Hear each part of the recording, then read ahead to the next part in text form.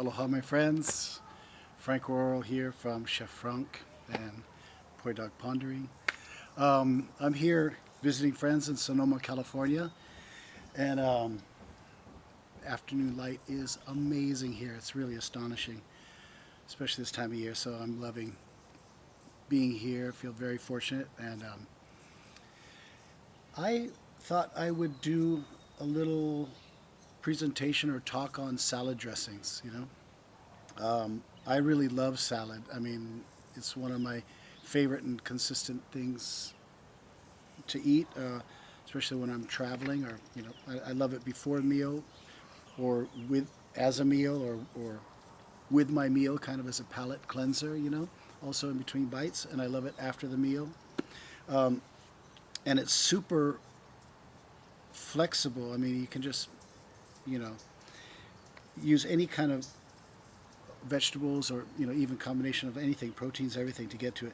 But I thought I would just kind of start and talk about salad dressings, because I love to make salad dressings, and I felt like I might be of help, or just be able to shed some light on how I sort of think about salad dressings. And so I'm just going to get started. I've sort of lined them up by essentials to like kind of experimental, not experimental, more exotic, kind of things like that. And starting with, like, for me, like one of the classic and true bases, which we all know, is is olive oil and an acid of some sort, whether it be a lemon, or whether it be any of the white or red wine or sherry vinegars or champagne vinegars or lime, anything like that. And salt and pepper, that's a super beautiful core right there. And then you can sort of, edge your way up, by adding shallot in there. It's a beautiful addition to it. Garlic. And then anything to give it like a sort of an umami flavor, if you want, as you go up. Actually, I'm going to start first with just the olive oil and lemon. Let's just get there first, okay?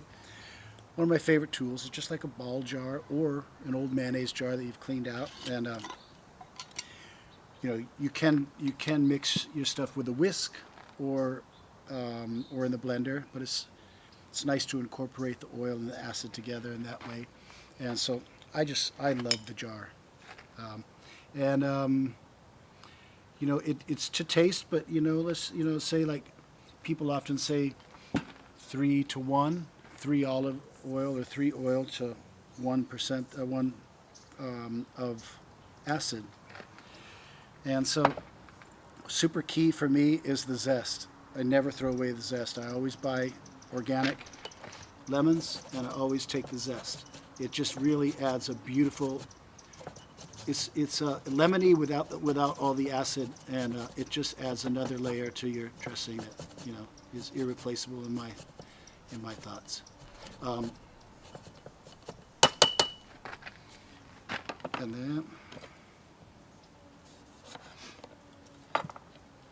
my favorite tools, also just my general favorite tools in the kitchen, are of course the knife. Thank you, Captain Mannion.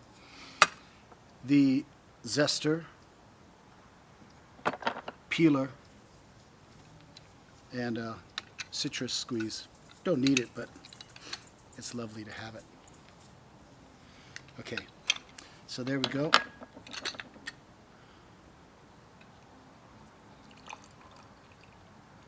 That's about a 3 to 1 right there. Just a half a lemon. I'm making a small salad, so there we go.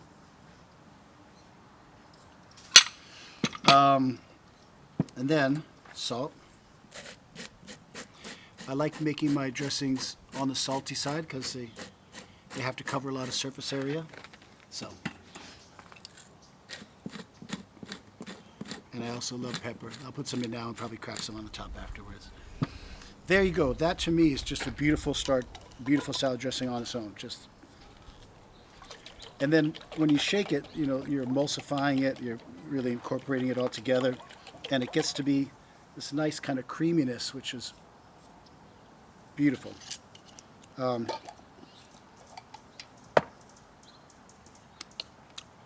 Beautiful. I can taste the salt, everything like that. Now, if I want to go up, then I'll take some shallot.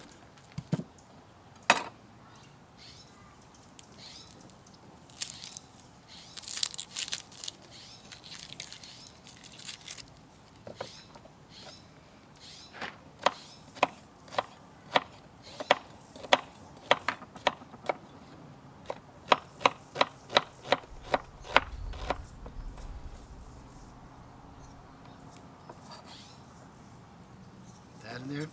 And if you want, you can add some garlic too. I tend to go lighter on the garlic unless I'm doing something really pronounced, like a Caesar salad or something like that, that I want it to be more garlicky.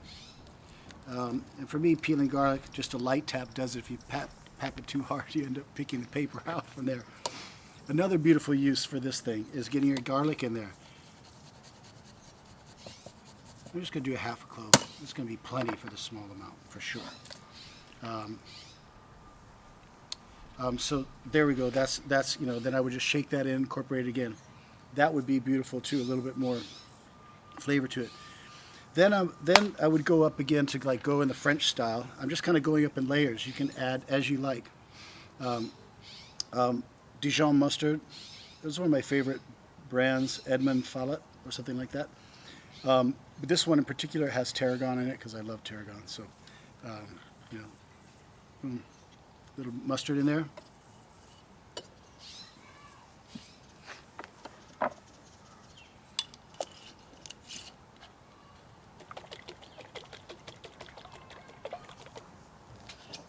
Now with that,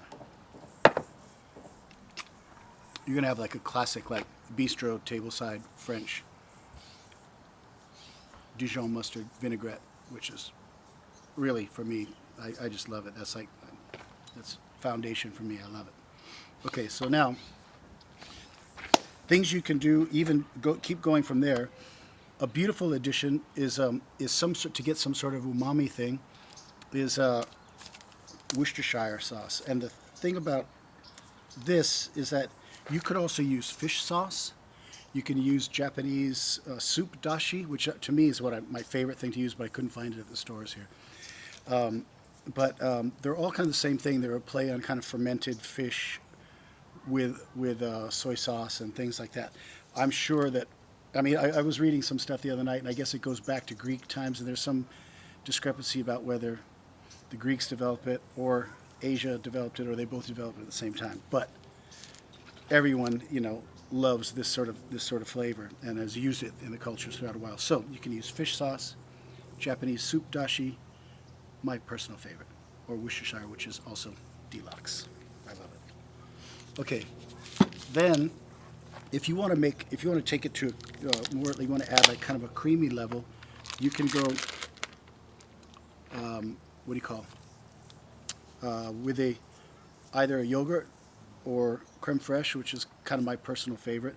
They both, they have a similar kind of tanginess and creaminess. There's something a little bit more elegant about the creme fraiche for me. But you can also, mayonnaise is also a go-to. That'll give it a little more brightness. And then, but yeah, I'll just put it in a little. There we go. And you can even start with the creme fraiche as your base, and go with I've had a salad in San Francisco once that was really heavy on the creme fraiche, so that the dressing was almost white, and then they used like radicchio, so the radicchio had this like whitewash of dressing over it. It was gorgeous. Aloha everybody, stay tuned for part 2.